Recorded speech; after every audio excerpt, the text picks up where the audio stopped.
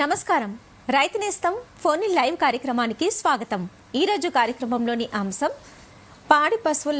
పాడి పరిశ్రమలో ఆధునిక యంత్రాల వినియోగం ప్రాముఖ్యత.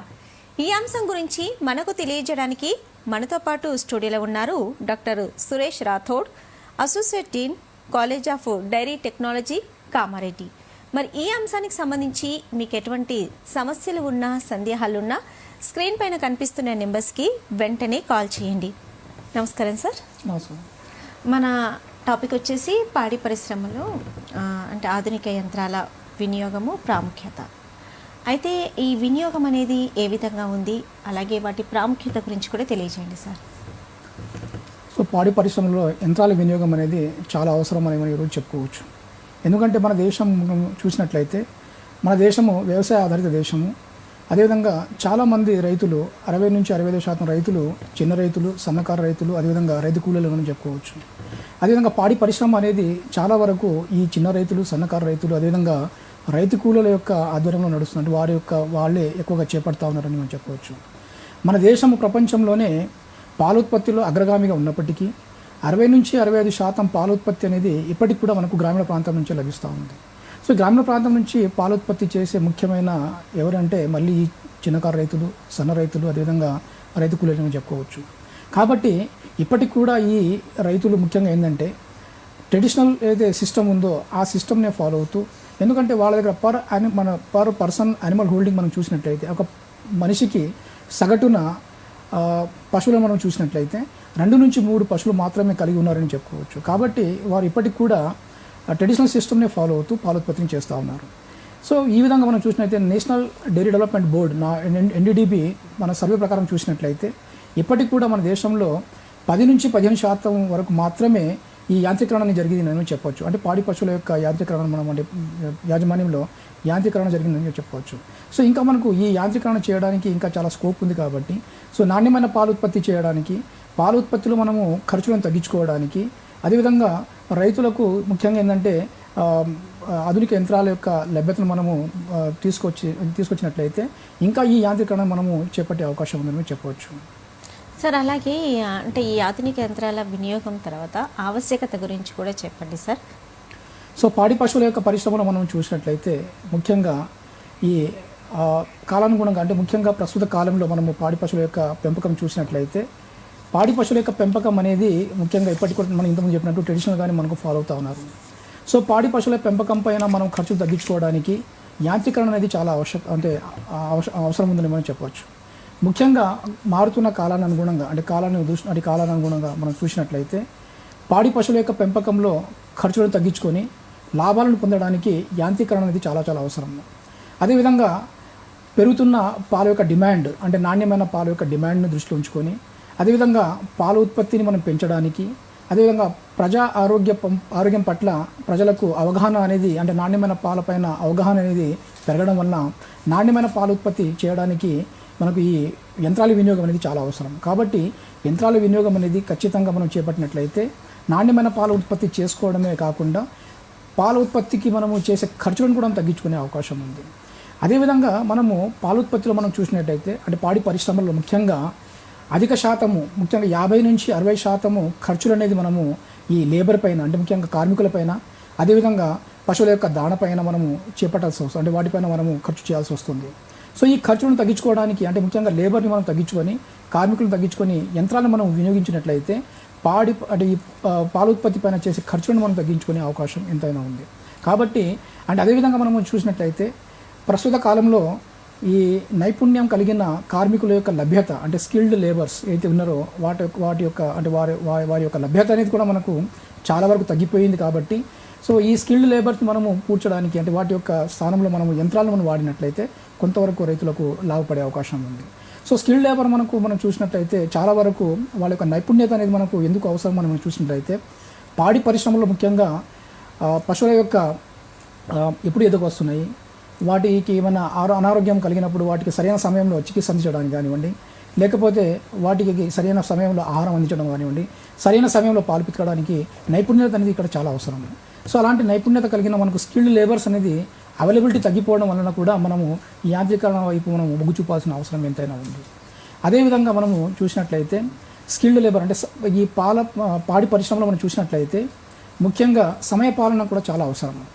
సో సమయాన్ని అనుగుణంగా ఏదైతే యాక్టివిటీని మనం చేపట్టినట్టు దాని కార్యక్రమాలు చేపట్టినట్లయితే మనము డైరీ ఫార్మింగ్ని ప్రాఫిటబుల్ అంటే లాభాలు నడిపించుకునే అవకాశం ఉంది. ముఖ్యంగా పాలు పితికే సమయం కానివ్వండి, వాటికి సరైన సమయంలో ఆహారం అందించడం కానివ్వండి, అదేవిధంగా ఏమైనా పశువులు జబ్బు పడినప్పుడు వాటిని సరైన సమయంలో చికిత్స అందించడం కానివ్వండి, అంటే అదేవిధంగా పొదుగువాపు వ్యాధి లాంటివి వచ్చినప్పుడు ఇమీడియట్ దాన్ని గుర్తించి వాటికి చికిత్స అందించడం కానివ్వండి, పశువులు ఎదకొచ్చినప్పుడు సరైన సమయంలో వాటికి ఇన్సిమినేషన్ చేయించడము లేకుంటే వాటిని సర్వీస్ చేయించడం అనేది చాలా అవసరం. ఎందుకంటే ఒక సర్వీస్ మనము రైతు కోల్పోయినాను అనుకోండి, మళ్ళీ ఇంకా 21 days వరకు రైతు ఆ సర్వీస్ కోసము వేచి చూడాల్సి ఉంటుంది. సో 21 days ఈ విధంగా గ్యాప్ వచ్చి మనం ప్రతి 21 daysకి అంటే ప్రతి ఎదకి మనము 21 days ఇట్లా మనం గ్యాప్ చూసినట్లయితే దాని యొక్క అంటే ఓపెన్ డేస్ అనేది అంటే ఎలాంటి ఉత్పత్తి లేకుండా పశువులను మేపాల్సిన అవసరం ఉంటుంది. కాబట్టి ఉత్పత్తి ఖర్చులు పెరిగిపోయే అవకాశం ఉంది.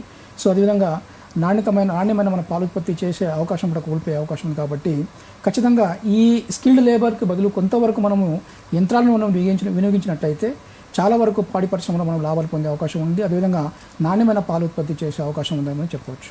ఓకే, అంటే ఇందాక మీరు చెప్పారు అంటే ఈ ఆధునిక యంత్రాల వలన లాభాలు ఉన్నాయని, ఇంకేమైనా లాభాలు ఉన్నాయా రైతులకి? సో ముఖ్యంగా మనం చూసినట్లయితే యంత్రాల వాడకం వల్ల మనం చాలా లాభాలు ఉందని చెప్పవచ్చు. కాకపోతే యంత్రాలు ఎక్కడ వాడాలి, ఎలా వాడాలనేది అది ఒక మనము అంటే రైతులు వాళ్ళ యొక్క అవసరాన్ని బట్టి వాటిని వినియోగించుకోవాలి. సో ముఖ్యంగా మనము చూసినట్లయితే పాడి పరిశ్రమలలో యంత్రాలను మనము వాడినట్లయితే ఖచ్చితంగా లాభాలు పొందే అవకాశం ఉంది. ముఖ్యంగా ఫస్ట్ మనం గమనించినట్లయితే నాణ్యమైన పాలు ఉత్పత్తి చేయడం ఒకటే కాకుండా నాణ్యమైన పాలు ఉత్పత్తితో పాటు పాలు ఉత్పత్తికి అయ్యే ఖర్చులను తగ్గించుకునే అవకాశం చాలా ఉంది. ఎందుకంటే లేబర్ పైన మనం ఇంతకుముందు చెప్పినట్టు లేబర్ కాస్ట్ని తగ్గించుకొని ప్రొడక్షన్ కాస్ట్ని తగ్గించుకోవచ్చు. అదేవిధంగా ఫీడింగ్ చేయడము, వాటరింగ్ చేయడము, లేకపోతే ఇన్ కేస్ ఆఫ్ అనిమల్ మేనేజ్మెంట్లో మనం కావాల్సిన కొన్ని ఖర్చులను తగ్గించుకొని పాల ఉత్పత్తిని మనం పెంచి ఈ ఆదాయం పొందే అవకాశం, లాభాలు పొందే అవకాశం ఉంది. ఇవే కాకుండా మెయింటెనెన్స్ ముఖ్యంగా ఏంటంటే పశువుల యొక్క పరిసరాలను మనం పరిశుభ్రంగా ఉంచడానికి యంత్రాలను వాడుకొని మలమూత్రాలను మనం సరైన సమయంలో వాటిలో లోపల ఉండే పేడను కానివ్వండి లేకపోతే వేస్ట్ మెటీరియల్ని కానీ మనం తొలగించి పశువులకు కావాల్సిన పరిశుభ్రమైన వాతావరణం మనం కల్పించినట్లయితే ఖచ్చితంగా పశువు ఆరోగ్యంగా ఉంటుంది. అదేవిధంగా మంచి పాలు ఉత్పత్తి చేసే అవకాశం ఉంది. ఇదే కాకుండా పశువులకి ప్రస్తుతం మనము గమనించినట్లయితే యానిమల్ వెల్ఫేర్ ఇష్యూస్ అనేది కూడా ఇప్పుడు మనం చూస్తూ ఉన్నాము. ఎందుకంటే పరిసరాలు సరిగ్గా లేకపోవడం వల్ల అంటే అదేవిధంగా వాతావరణం అంటే లోపలి వాతావరణం సరిగ్గా లేకపోవడం వల్ల కూడా పశువులు చాలా వరకు స్ట్రెస్ ఫీల్ అయ్యే అవకాశం ఉంది.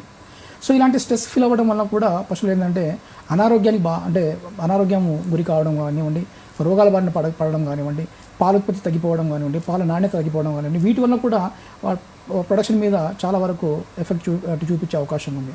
కాబట్టి వెల్ఫేర్ ఇష్యూని మనం దృష్టిలో ఉంచుకొని పశువులకు ముఖ్యంగా ఏంటంటే కావాల్సిన కొన్ని అంటే ఈ 5 freedoms అంటాం. దీనిలో ముఖ్యంగా పశువుల యొక్క మేనేజ్మెంట్లో 5 freedoms అని అంటూ ఉంటాం. So freedom from thirst, freedom from hunger, freedom from pain, freedom from natural behaviour, so to express natural behaviour. So ఇలాంటి వాతావరణం మనం కల్పించినట్టయితే సో ఖచ్చితంగా పశువు స్ట్రెస్ ఫ్రీ అయ్యి వాటి యొక్క పాల ఉత్పత్తి కానివ్వండి నాణ్యమైన పాల ఉత్పత్తి చేసే అవకాశం ఉంది. ఓకే సార్, అంటే ఈ యంత్రాలను ఎవరెవరు వాడవచ్చు, ఎలా వాడాలి? సో ఇది చాలా ఇంపార్టెంట్ అని చెప్పవచ్చు. అంటే ప్రతి ఒక్కళ్ళు మనం యంత్రాలు వాడుకోవాలి అనేది మనము అంటే వాడుకోవాలని చెప్పలేము. ఎందుకంటే ఇంతకుముందు చెప్పాము మనము మన దేశంలో పట్ల అవగాహన కూడా ఉండాలి. సో ఎందుకంటే మన దేశంలో చాలా వరకు రైతులు చిన్న రైతులు, సన్నకారు రైతులు లేకపోతే రైతు కూలీలు అని చెప్పాము ఇంతకుముందు 60-65% వరకు రైతులు మనం ఈ కోవకి చెందుతారని చెప్తాము. అదేవిధంగా పర్ పర్సన్ యానిమల్ హోల్డింగ్ కూడా చాలా తక్కువ. కాబట్టి ప్రతి ఒక్కరు కూడా ఈ యంత్రాలను వాడుకొని లాభాలు పొందొచ్చని మనం చెప్పలేము. ఎందుకంటే పాడి పరిశ్రమలు ముఖ్యంగా ఎవరైతే యంత్రాలను వాడుకోవాలని అనుకుంటున్నారో వాళ్ళు తెలుసుకోవాల్సిన విషయం ఏంటంటే మన దగ్గర ఎన్ని పశువులు ఉన్నాయి, అదేవిధంగా మన పశువులు ఎన్ని పాలు ఉత్పత్తి చేస్తున్నాయి, అదేవిధంగా మన పశువులకు ముఖ్యంగా అంటే ఏ జాతికి చెందిన పశువులు మనము మెయింటైన్ చేస్తూ ఉన్నాము, అదేవిధంగా పశువుల్లో మనము ఏదైతే గృహవసతి మనం కల్పిస్తామో ఆ గృహవసతిలో మనము యాంత్రీకరణ మనం చేపట్టినట్లయితే ఆ యాంత్రీకరణకు అనుగుణంగా మనం ఏమైనా మార్పులు తీసుకొచ్చే అవకాశం ఏమైనా ఉందా లేదా అనే ఈ విషయం పైన ఖచ్చితంగా రైతులు అవగాహన ఉండాల్సిన అవసరం ఉంది.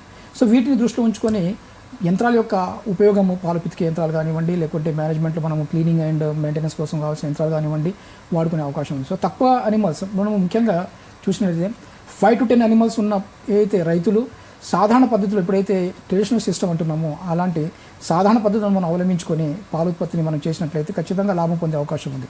ఇదే 5 to 10 యానిమల్స్ ఉన్న రైతులు యాంత్రీకరణకు పోయినట్లయితే ఖచ్చితంగా ప్రొడక్షన్ కాస్ట్ పెరిగిపోయి లాభాలు తక్కువ వచ్చే అవకాశం ఉంది. కాబట్టి 5 to 10 యానిమల్స్ ఉన్న ప్రతి రైతులు కూడా సాధారణంగా ఏదైతే ట్రెడిషనల్ సిస్టమ్ ఉందో అలాంటి ట్రెడిషనల్ సిస్టమ్ని మనం అవలంబించినట్లయితే ఖచ్చితంగా లాభాలు పొందే అవకాశం ఉంది.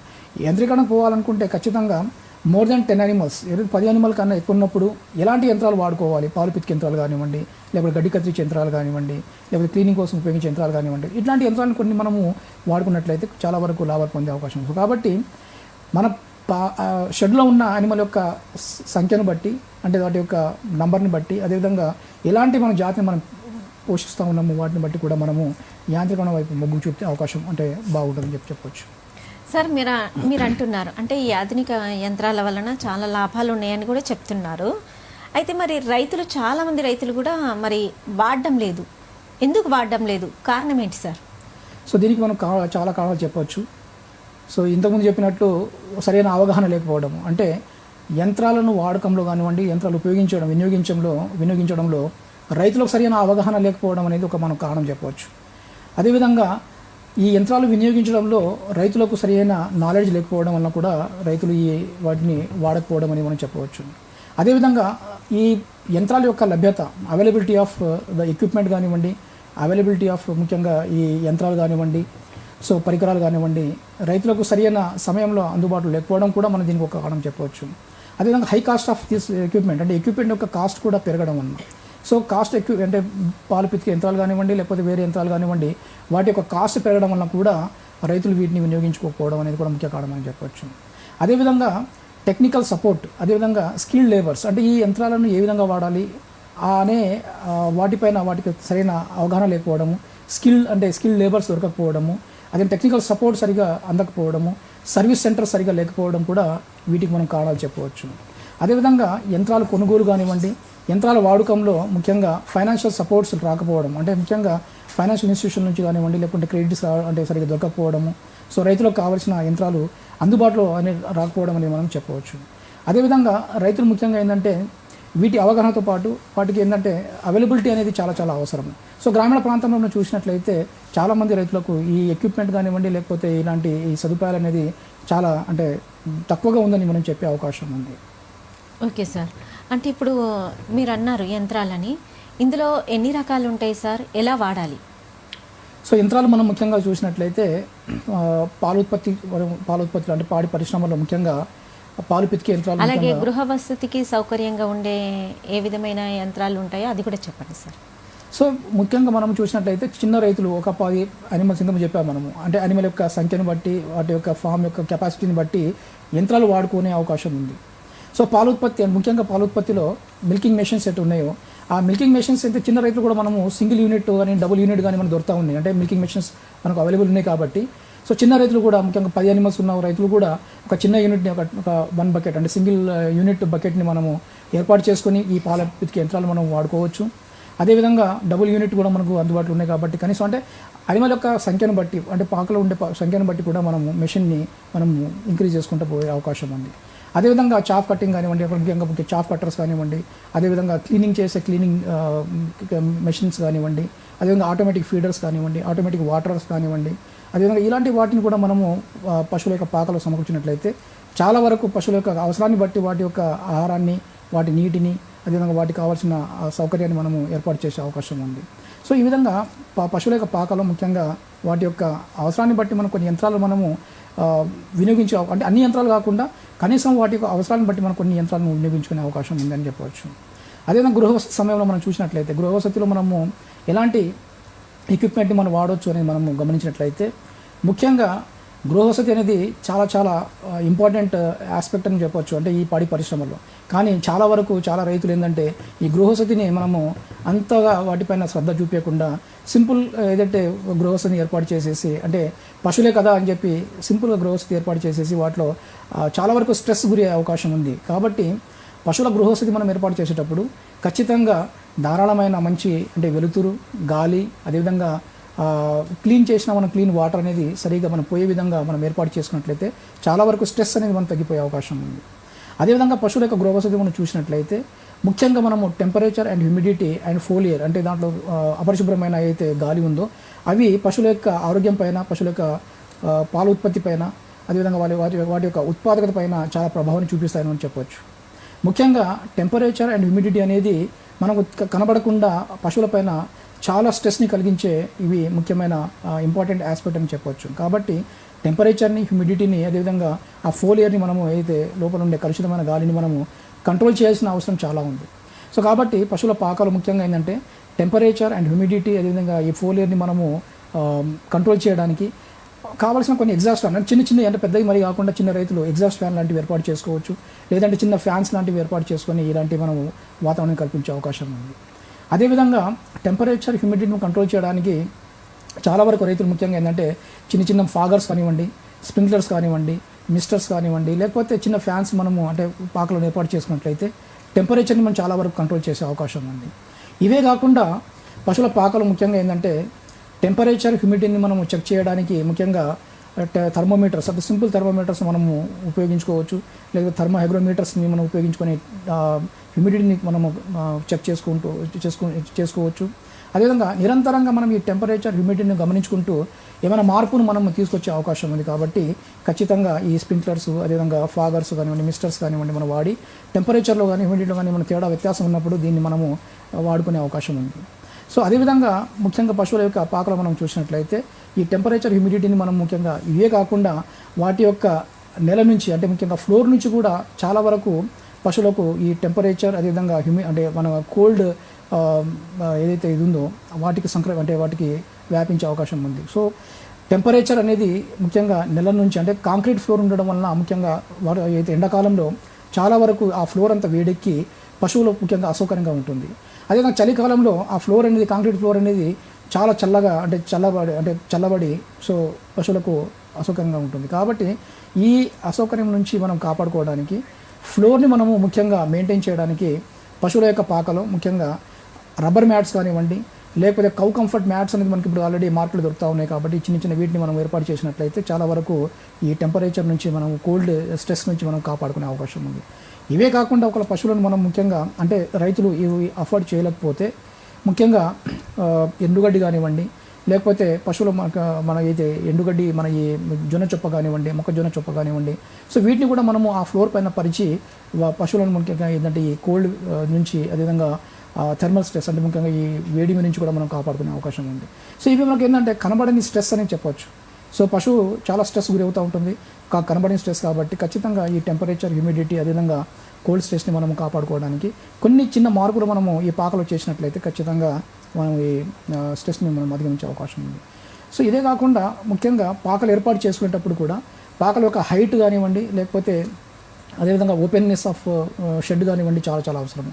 సో మన దగ్గర అదేవిధంగా ఓరియంటేషన్ ఆఫ్ షెడ్ అంటూ ఉంటాము. సో షెడ్ని ఏ విధంగా ఏ ఓరియంటేషన్ కట్టుకోవాలి అది కూడా చాలా అవసరం. సో ముఖ్యంగా మనము ఈస్ట్ వెస్ట్ డైరెక్షన్లో మనం షెడ్ని కట్టుకుంటే చాలా వరకు ఏంటంటే ఈ గాలి, వెలుతురు అనేది ధారాళంగా మన వాటిలో ప్రసరిస్తుంది. కాబట్టి షెడ్ని మనం క్లీన్ చేసిన తర్వాత చాలా వరకు తొందరగా ఎండిపోయి తొందరగా ఇలాంటి లోపల క్రిమి కాటకాలు లేకుండా మనం దాన్ని క్లీన్ చేసుకునే అవకాశం ఉంది. సో ఈస్ట్ వెస్ట్ డైరెక్షన్ అనేది చాలా మనము ముఖ్యంగా మనం చెప్పుకుంటూ ఉంటాము. దాంతోపాటు షెడ్ హైట్ కూడా కనీసం 15 ఫీట్ పైన అంటే సెంట్రల్ హైట్ అంటూ ఉంటాం కదా, సెంట్రల్ హైట్ అనేది కూడా కనీసం 15 ఫీట్ పైన ఎక్కువ అంటే 15 ఫీట్ కన్నా ఎక్కువ ఉంటే ఇంకా పశువులకు సౌకర్యంగా ఉంటుందని చెప్పవచ్చు. అదేవిధంగా సైడ్ ఏదైతే వాల్స్ ఉన్నాయో, సైడ్ గోడలు కూడా చాలా వరకు ఓపెన్ ఉంటే పశువులకు ముఖ్యంగా ఏంటంటే వీటి నుంచి మనం అంటే కావాల్సిన గాలి, వెలుతురు అనేది ధారాళంగా లభించే అవకాశం ఉంది. అదేవిధంగా ఎప్పుడైతే ఎండాకాలంలో మనం గమనించినట్లయితే ఖచ్చితంగా కొన్ని కర్టన్స్ లాని కానివ్వండి, లేకపోతే మన దగ్గర అంటే కర్టన్స్ లేకపోతే ఖచ్చితంగా కనీసం అంటే కాకస్ తట్టి అంటూ ఉంటాం, కాకస్ తట్టి కానీ లేకపోతే గోనె సంచులు కానివ్వండి సైడ్ కట్టేసి వాటికి వాటర్ స్ప్రింక్లింగ్ చేసినట్లయితే ఖచ్చితంగా లోపల టెంపరేచర్ అంటే షెడ్ లోపల ఉండే టెంపరేచర్ తగ్గిపోయే అవకాశం ఉంది. సో ఎండ వేడిమి లేకుండా మనం కాపాడుకోవచ్చు. అదేవిధంగా షెడ్ యొక్క పైకప్పు పైన కూడా మనము ఎండుగడ్డి కానివ్వండి, లేకపోతే మనము ఈ మన ఈ వరిగడ్డి కానివ్వండి, సో అట్లాంటి వాటిని మనం లేకపోతే వైట్ పెయింట్ కానివ్వండి మనము చేసినట్లయితే ఖచ్చితంగా రిఫ్లెక్షన్స్ ఏదైతే ఉన్నాయో అంటే లోపల రాకుండా వేడి అనేది తగ్గించుకోవడానికి అవకాశం ఉంది. సో ఈ విధంగా కొన్ని మార్పులు మనం షెడ్లో చేసినట్లయితే ఖచ్చితంగా అనిమల్ స్ట్రెస్ గురి కాకుండా సౌకర్యంగా ఉండి అదేవిధంగా పాల ఉత్పత్తి కానివ్వండి లేకపోతే ఆరోగ్యంగా ఉండే అవకాశం ఉంది. సరే, అంటే ఇప్పుడు పాడి పశువులు ఉన్నాయి. స్వచ్ఛమైన పాల ఉత్పత్తిలో యంత్రాల వినియోగం అనేది ఏ విధంగా ఉంది, ఏ విధంగా తోడ్పడుతుంది? సో స్వచ్ఛమైన పాల ఉత్పత్తి అనేది ఇదొక చాలా ఇంపార్టెంట్ ఆస్పెక్ట్. ఎందుకంటే పాల యొక్క నాణ్యత, అదేవిధంగా పాల యొక్క స్టోరేజ్ అనేది ముఖ్యంగా దాని యొక్క కంటామినేషన్ పైన ఆధారపడి ఉంటుంది. సో పాలు మనము ఎలాంటి కంటామినేషన్ లేకుండా స్వచ్ఛమైన పాలు ఉత్పత్తి చేసినట్లయితే పాలను మనం ఎక్కువసేపు దాన్ని మనము నిల్వ చేసుకోవచ్చు. అదేవిధంగా పాల నుంచి ఉత్పత్తి చేసే పదార్థాలు కూడా నాణ్యత కలిగి ఉండే అవకాశం ఉంది. కాబట్టి స్వచ్ఛమైన పాల ఉత్పత్తి అనేది చాలా అవసరం. సో పాల ఉత్పత్తిలో మనము ఈ యంత్రాలను మనం ఉపయోగించడం వలన స్వచ్ఛమైన పాల ఉత్పత్తి చేసే అవకాశం ఉంది. ఎందుకంటే కంటామినేషన్ చాలా వరకు మనం అరికట్టే అవకాశం ఉంది. ఎందుకంటే ఇక్కడ పాల ఉత్పత్తి చేసే యంత్రాలను మనము అంటే ఆ టీట్ కప్స్ని డైరెక్ట్ మనం పొదుగుకు అమర్చడం వలన పొదుగు నుంచి డైరెక్ట్ పాల ఉత్పత్తి అనేది నేరుగా దాని యొక్క సేకరణ పాత్రలో మనం అయితే పాల సేకరణ పాత్రలో వచ్చి చేరుతుంది. కాబట్టి అక్కడ ఎలాంటి కంటామినేషన్ జరిగే అవకాశం లేదు. అదేవిధంగా పశువుల నుంచి ఏదైతే పడే దుమ్ము కానివ్వండి, ధూళి కానివ్వండి, లేకపోతే వాటి యొక్క శరీరం నుంచి వచ్చే ఎంట్రుకలు కానివ్వండి, లేకపోతే పారాసైట్స్ కానివ్వండి, లేకపోతే ఫీడ్ పార్టికల్స్ కానివ్వండి, ఫీడ్ మెటీరియల్స్ కానివ్వండి, వేస్ట్ మెటీరియల్స్ కానివ్వండి, ఎలాంటి వాటితో కంటామినేషన్ లేకుండా నేరుగా అది పాల సేకరణ పాత్రలో వస్తుంది. కాబట్టి కంటామినేషన్ జరిగే అవకాశం లేదు. సో కాబట్టి స్వచ్ఛమైన పాల ఉత్పత్తి చేసే అవకాశం ఉంది. అదేవిధంగా స్వచ్ఛమైన పాల ఉత్పత్తి అనేది ముఖ్యంగా పశువు యొక్క ఆరోగ్యం నుంచి స్టార్ట్ అవుతుంది. అదేవిధంగా మనం వినియోగించే పాత్రల దగ్గర కూడా మనకు చాలా అంటే కలిగి ఉంటుంది. కాబట్టి స్వచ్ఛమైన పాత్రలు ఏది మనము ఉపయోగించే పాల సేకరణ పాల పితికే యంత్రాలు కానివ్వండి, పాల కోసం మనం ఉపయోగించే పాత్రలు కానివ్వండి, సో ఖచ్చితంగా ఇవి పరిశుభ్రంగా ఉండాలి. సో ఈ పరిశుభ్రంగా ఉంటేనే స్వచ్ఛమైన పాల ఉత్పత్తి చేసే అవకాశం ఉంది. ఆరోగ్యం అంటే పశువు యొక్క ఆరోగ్యం కూడా చాలా అవసరము. సో ఆరోగ్యమైన పశువులు ఉన్నప్పుడే మనము స్వచ్ఛమైన పాల ఉత్పత్తి చేసాం. ఎందుకంటే అనారోగ్యంగా అంటే పశువుల యొక్క జబ్బు బారిన పడినప్పుడు సో పశువుల యొక్క శరీరం నుంచి కూడా సూక్ష్మక్రిములు పాల ద్వారా కూడా వచ్చే అవకాశం ఉంది. ముఖ్యంగా ఏంటంటే మనము పొదుగువాపు వ్యాధి మనం చూసినట్టయితే పొదుగువాపు వ్యాధి అనేది ముఖ్యంగా పొదుగుకు సంబంధించిన వ్యాధి. కాబట్టి సో ఆ పొదుగులోనే సూక్ష్మక్రిములు ఉంటాయి. కాబట్టి వాటి ద్వారా కూడా మనకు వచ్చే అవకాశం ఉంది. కాబట్టి స్వచ్ఛమైన పాల ఉత్పత్తి అని మనం ఎప్పుడైతే మాట్లాడతామో సో ముఖ్యంగా పశువు యొక్క ఆరోగ్యము, అదేవిధంగా మనము పశువుల అంటే పాలు పితకడానికి ఉపయోగించే పాత్రలు, అదేవిధంగా పాలను నిల్వ చేసే పాత్రలు, అదేవిధంగా అంటే పితికే అయితే ఉపయోగపడే అంటే లేబర్స్ అంటే వర్కర్స్ కూడా ఆరోగ్యంగా ఉండాల్సిన అవసరం ఎంతైనా ఉంది. సో కాబట్టి స్వచ్ఛమైన పాల ఉత్పత్తిలో ఈ వీటి యొక్క ప్రాముఖ్యత అనేది చాలా ఉంది. సో అదేవిధంగా ఇక్కడ ఏంటంటే మనము యంత్రాలు వాడతాం కాబట్టి చాలా వరకు కంటామినేషన్ అనేది మనము తగ్గించే అవకాశం ఉంది. అదేవిధంగా పాల ఉత్పత్తిలో ముఖ్యంగా మనము చూసినట్లయితే పాల ఉత్పత్తిలో ఏదైతే పాలు పితికే ఏదైతే పరికరాలు, దాంతోపాటు ఏదైతే మనం లేబర్ అంటున్నాము, వర్కర్స్ అంటున్నాము, స్కిల్ వర్కర్స్ అంటున్నాము, వర్కర్స్ యొక్క ఆరోగ్యం కూడా చాలా అవసరం. సో వీరి యొక్క కంటామినేషన్ అనేది వీరి యొక్క ఎక్కడ కూడా వీరు హ్యాండ్లింగ్ చేసే అవకాశం తక్కువ ఉంది. కాబట్టి సో పాల యొక్క కంటామినేషన్ జరిగే అవకాశం లేదు. సో పాల ఉత్పత్తిలో పాల పితికే యంత్రాలు అనేది చాలా చాలా ఉపయోగపడుతూ ఉంటాయి. అదేవిధంగా ఇంతకుముందు చెప్పాము మనం కౌ కంఫర్ట్ మ్యాట్స్ అన్నాం మనం. సో పాలు పితికే పరిసరాలు కూడా పరిశుభ్రంగా ఉంటే పాలు యొక్క స్వచ్ఛమైన పాలు అంటే స్వచ్ఛమైన పాలు ఉత్పత్తి చేసే అవకాశం ఉంది. సో ఎక్కడైతే పరిసరాలు ఉన్నాయో ఆ పరిసరాలు కూడా ఇంకా కంఫర్ట్ మ్యాట్ లాంటివి మనం ఉపయోగించినట్లయితే సో పరిసరాలు కూడా మనము క్లీన్గా ఉంచే అవకాశం ఉంది. అదేవిధంగా వాటి నుంచి కంటామినేషన్ జరిగే అవకాశం తక్కువ ఉంటుంది. అదేవిధంగా ఫీడింగ్ ఎక్విప్మెంట్స్ అయితే అంటున్నామో అట్లాంటి ఫీడింగ్ ఎక్విప్మెంట్స్ కూడా మనము సరైన సమయంలో వాటికి ఫీడింగ్ చేయడము, ఆ ఫీడింగ్ ఎక్విప్మెంట్స్ కూడా మనము సరిగ్గా వాటిని మనము మెయింటైన్ చేయడం అనేది మనం చేసినట్టయితే ఖచ్చితంగా స్వచ్ఛమైన పాలు ఉత్పత్తి చేసే అవకాశం ఉంది. కాబట్టి కంటామినేషన్ అనేది ఎక్కడైతే మనం అరికట్టవచ్చో, ఎక్కడెక్కడ మనకి యంత్రాలు ఉపయోగించవచ్చో వాటిని ఉపయోగించి మనం చాలా వరకు స్వచ్ఛమైన పాలు ఉత్పత్తి చేసే అవకాశం ఉందని చెప్పొచ్చు. సార్, మీరు ఇందాక అంటున్నారు పాలు పితికే యంత్రాలని, వాటి మీద మరి రైతులకు అవగాహన లేదో మరి ఏంటో తెలియదు, కానీ అపోహ ఉంది వాడకూడదు అని. చాలామంది రైతులు కూడా వాడట్లేదు. ఎందుకు వాడట్లేదు సార్?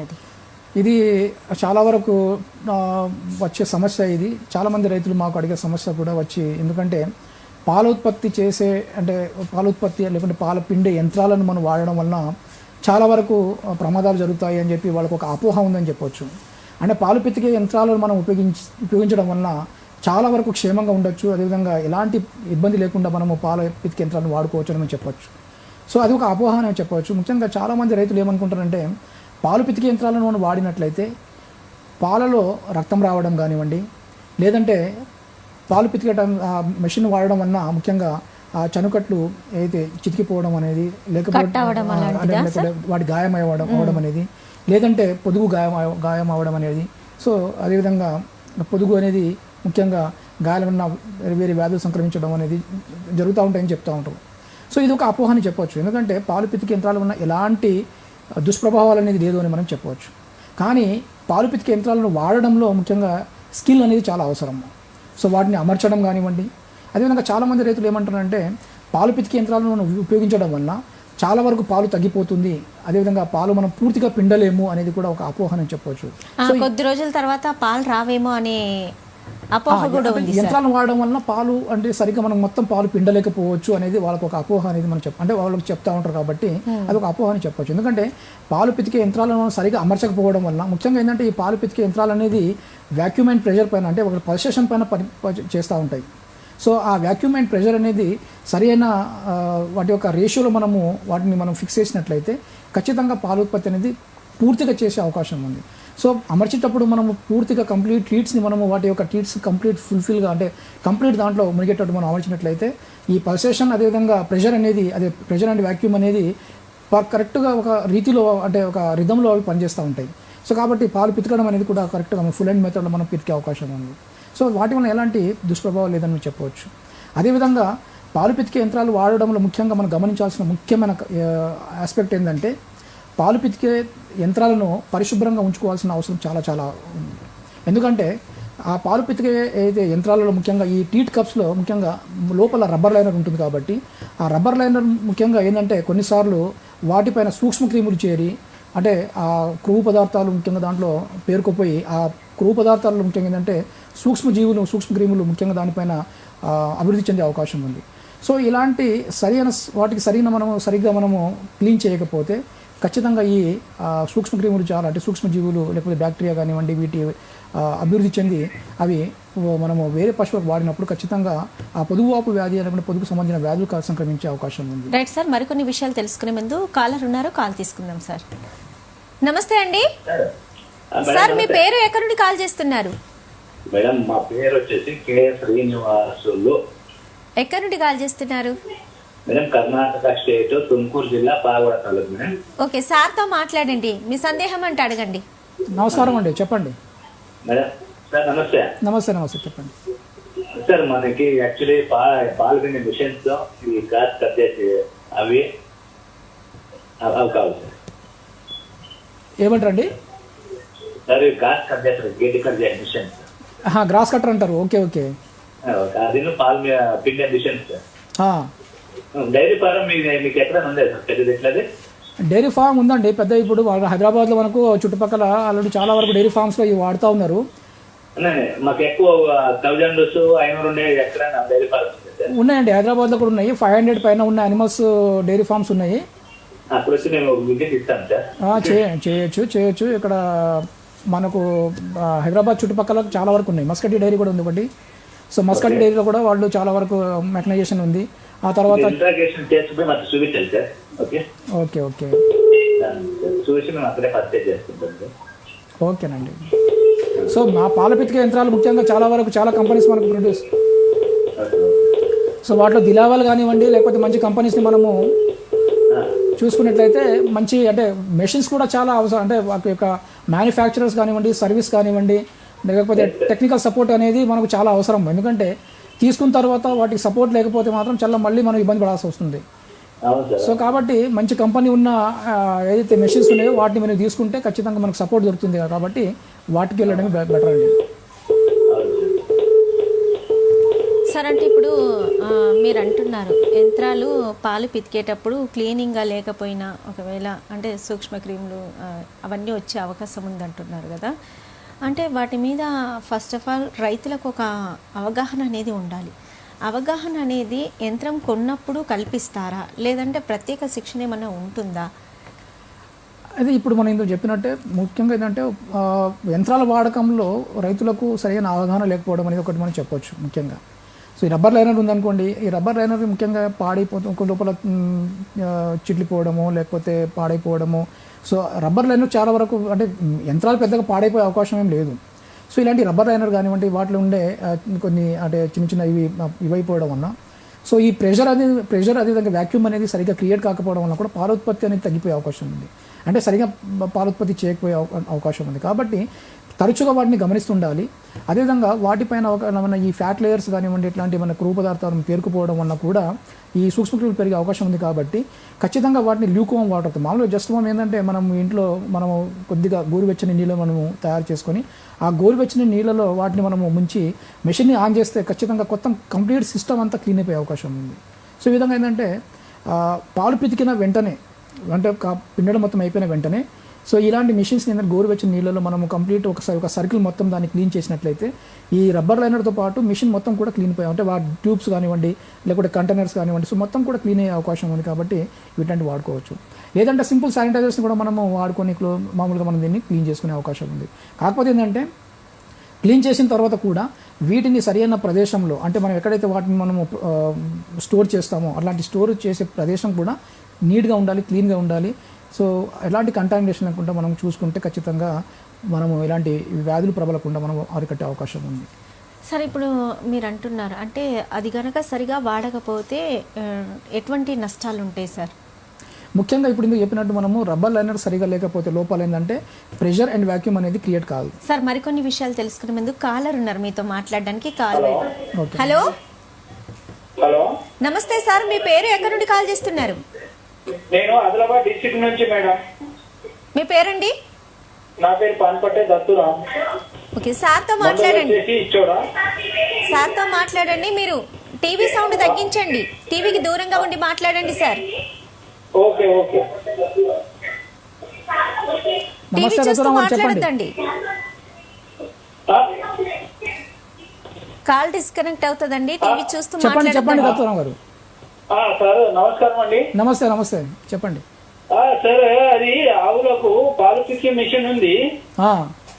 అయితే ఈ ప్రోగ్రామ్ చూడంగానే ఒకసారి అడగాలని నేను మీతో డిస్కస్ చేసుకుంటాననేసి ఫోన్ చేశాను. నమస్కారం. నమస్తే, చెప్పండి సార్. అది ఏమైతున్నాయంటే అది మిషన్ పెట్టిన తర్వాత కరెక్ట్ పాలు వస్తలేదు.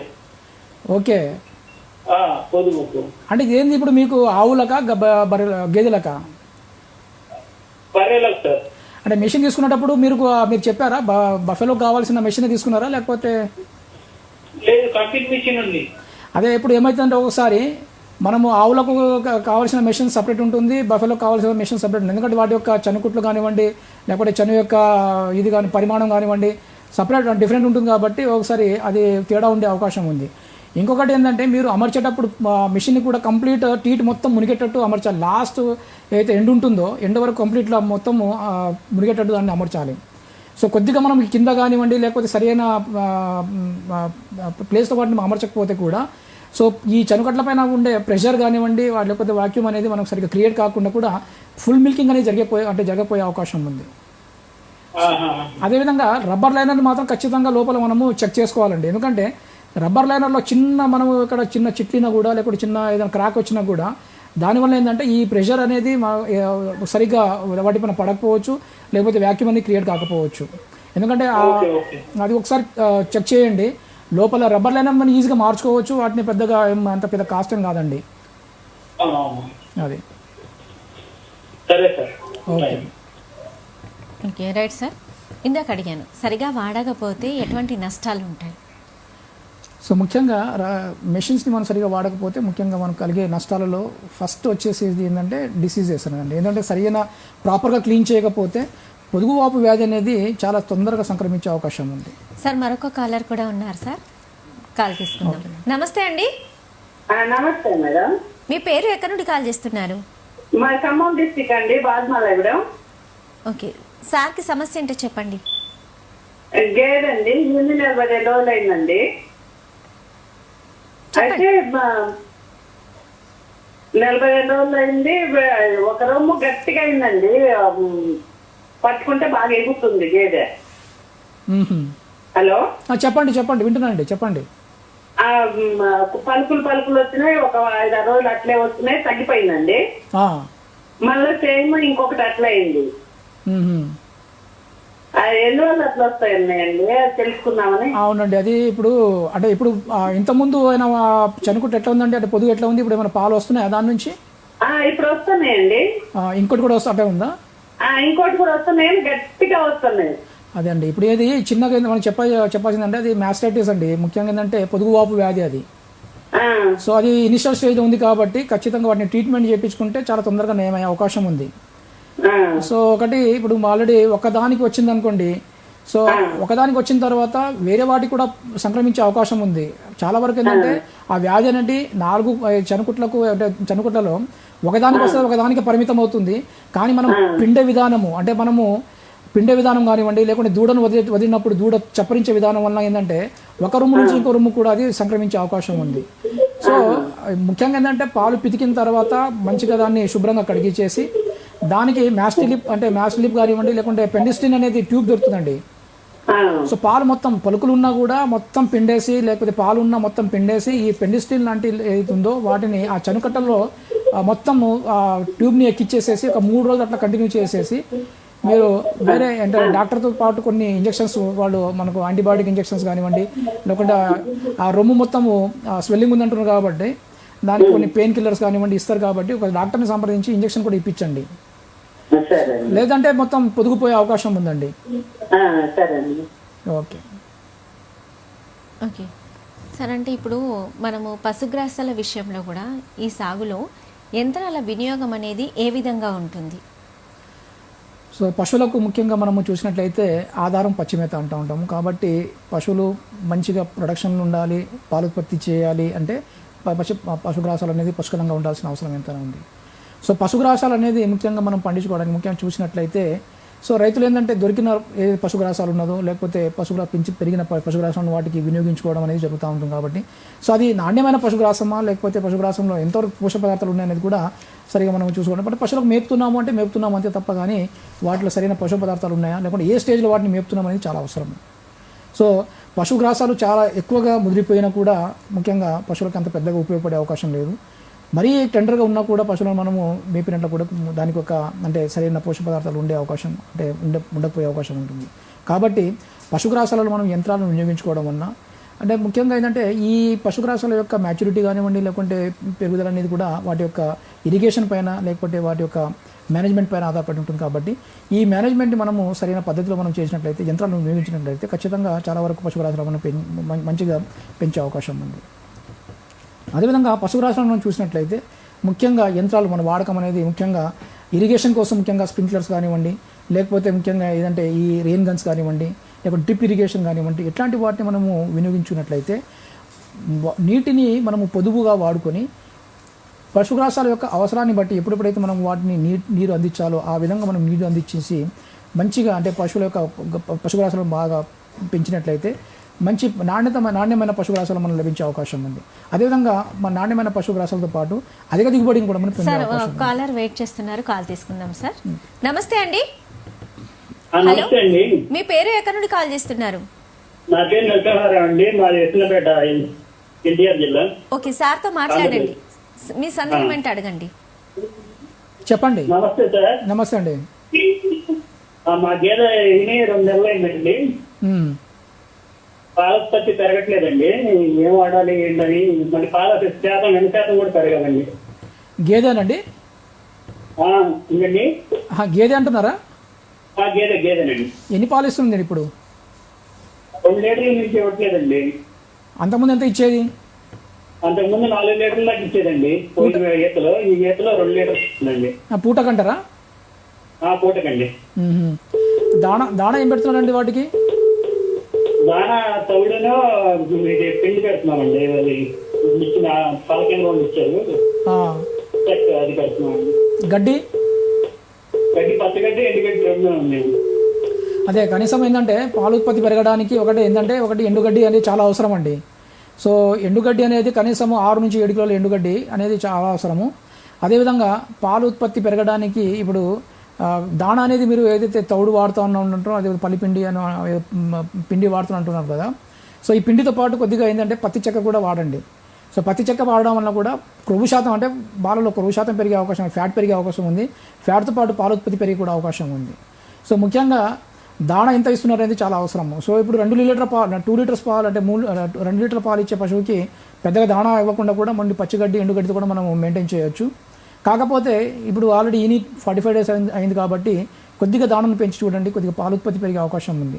అదేవిధంగా ఒకవేళ మీకు ఇట్లాంటి మన మరీ అంటే ఈ పత్తి పిండి కానివ్వండి, లేకపోతే తౌడు కానివ్వండి, కొంత మినరల్ మిక్చర్స్ కూడా దాంట్లో అంటే 50 గ్రామ్స్ వరకు ప్రతిరోజు మినరల్ మిక్చర్ వాడండి. మినరల్ మిక్చర్తో పాటు కొద్దిగా కాల్షియం కూడా దాంట్లో కొద్దిగా ఏర్పాటు చేసినట్లయితే కొద్దిగా పాలు ఉత్పత్తి పెరిగే అవకాశం ఉంది. సార్, ఇప్పుడు పాడి పరిశ్రమలో గడ్డి కత్తిరించే యంత్రాల వినియోగం గురించి కూడా చెప్పండి సార్. ఎందుకంటే పాడి పరిశ్రమలో గడ్డి కత్తిరించే యంత్రాల యొక్క ప్రాముఖ్యత చాలా ఉందని చెప్పొచ్చు. ఇప్పుడు మనము రైతులను గమనించినట్లయితే, గ్రామీణ ప్రాంతంలో రైతులు గమనించినట్లయితే చాలా వరకు రైతులు ముఖ్యంగా పశువులకు గడ్డిని లాంగ్ ఫామ్లో అంటే యాజ్ ఇట్ ఈస్గా వేయడం జరుగుతూ ఉంటుంది. సో ఈ లాంగ్ ఫామ్లో యాజ్ ఇట్ ఈస్గా వేయడం వలన పశువులు ఏంటంటే ముఖ్యంగా వాటి యొక్క ఆకులను కానివ్వండి, లేకుంటే కొనలు కానీ తినేయడం వలన ఆ కాండం అనేది మొత్తం వదిలేసి 90% వరకు వేస్టేజ్ అనేది మనకు కనబడుతూ ఉంటుంది. అంటే గడ్డి 90% వరకు గడ్డి అనేది వేస్ట్ అవుతుంది. అదేవిధంగా ఆకులు అదేవిధంగా కొనలు తినేసి కాండాన్ని వదిలేయడం వలన ముఖ్యంగా పశువులు ఈ గడ్డి అంటే గ్రాసంలోనే చాలా వరకు కాండంలోనే ఎక్కువ వరకు ఈ పోషక పదార్థాలు ఎక్కువగా ఉంటాయి కాబట్టి, సో కాండంలో ఎక్కువగా పోషక పదార్థాలు ఎక్కువ ఉంటాయి కాబట్టి పశువులకు కావాల్సిన పోషక పదార్థాలు అందకుండా ఈ దీనివల్ల చాలా పోషక పదార్థాల యొక్క లాస్ అనేది. మరికొన్ని విషయాలు తెలుసుకునే ముందు కాలర్ ఉన్నారు సార్, కాల్ తీసుకుందాం. నమస్తే సార్. నమస్తే సార్. నమస్తే మేడం. ఎక్కడి నుండి కాల్ చేస్తున్నారు? మేము ఉమరాబాద్ వాళ్ళకండి, పత్రంగం అది. సార్తో మాట్లాడండి. అలాగే మాట్లాడండి. నమస్తే అండి, చెప్పండి. మాకు 2 ఆవులు ఉన్నాయండి. ఓకే, మాకు గడ్డి కటింగ్ చేసి చెప్తుందంటే నాకు మోటార్ అవసరం లేకుండా ఇంజిన్ మీద రన్ అయ్యేలాగానండి. మోటార్ లేకుండా అండి? మోటార్ లేకుండా ఇంజిన్ మీద రన్ అవ్వాలండి. అది ఎంత పడుతుంది ఏంటి తెచ్చుకుంటే బుక్ చేస్తానండి రేపేలో. మోటార్ లేకుండా గది అంటే కత్తిరించడం అనేది చాలా కష్టం అండి. అంటే ఉన్నది మెషిన్స్ ఉన్నాయి చాలా వరకు, అట్లా కూడా అవైలబుల్ ఉన్నాయి. అలా కదండి, మరి మా ఏరియాలో కరెంట్ ఉంటుంది సార్ మాకు. అదండి, మీరు చేతితో అంటే దాంట్లో ఏంటంటే బ్లేడ్స్ యొక్క కరువు బ్లేడ్ ఉంటే మాత్రం మనము చేతితో మనం మిషన్ తిప్పినప్పుడు మా దగ్గర 4 ఇంజిన్ చైనా ఇంజిన్ ఉన్నాయి కదా సార్. ఆ 4 ఇంజిన్ కి మేము టచ్ చేసుకుంటాం మిల్లుగానండి. అర్థమైంది సార్. మీరు డీజిల్ లో 4 ఇంజిన్ ఉన్నాయి కదా సార్. ఆ ఇంజిన్ కి మేము అటాచ్ చేసుకుంటాం నీటిని. అన్నింటికి అటాచ్ చేసుకుంటారండి. 2 HP మోటార్ చేసుకోవచ్చు అండి. ఎలా అంటే మాకు మా ఏరియాలో కరెంట్ ఉండదు సార్. మా పొలాల్లో కరెంట్ ఉండదండి. అదే ట్రాక్టర్తో కూడా దాన్ని రన్ చేసుకునే అవకాశం ఉంది. ట్రాక్టర్ కూడా మీరు దాన్ని చేసుకుంటే ట్రాక్టర్తో కూడా వాడుకోవచ్చు. చిన్న ట్రాక్టర్ 2 HP మోటార్ మీరు దాన్ని నడిపించుకోవచ్చు. మీకు ఎన్ని అవర్స్ ఉన్నాయండి మీ దగ్గర? 2 ఆవులు 2 గేదెలకి మీరు అంత పెద్దగా అవసరం లేదండి. 2 HP మోటార్తో నడిపించుకునే చాఫ్ కట్టర్ని మీరు కొనుక్కుంటే సరిపోతుందండి. 4 HP సరిపోతుంది. 4 HP మోటార్ అవసరం లేదండి. 4 అనిమల్సే కదా, 4 పశువులకు. ఇంజన్ అంటారా?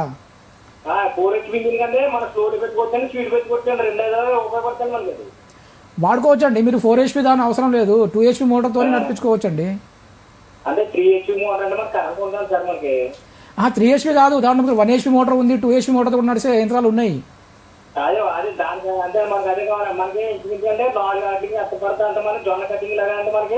2 HP మోటార్ సరిపోద్దండి మీకు జొన్న కత్తిరించడానికి. 2 HP మోటార్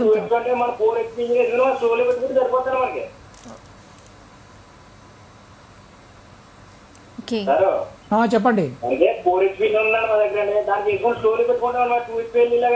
కాదండి, అట్లా కుదరదు. అది దానికి RPM అవన్నీ ఉంటాయి కదా, దానికి మీరు ఆ మోటార్ పట్టుకుంటే ఎట్లా వస్తుంది? రాదు కదా.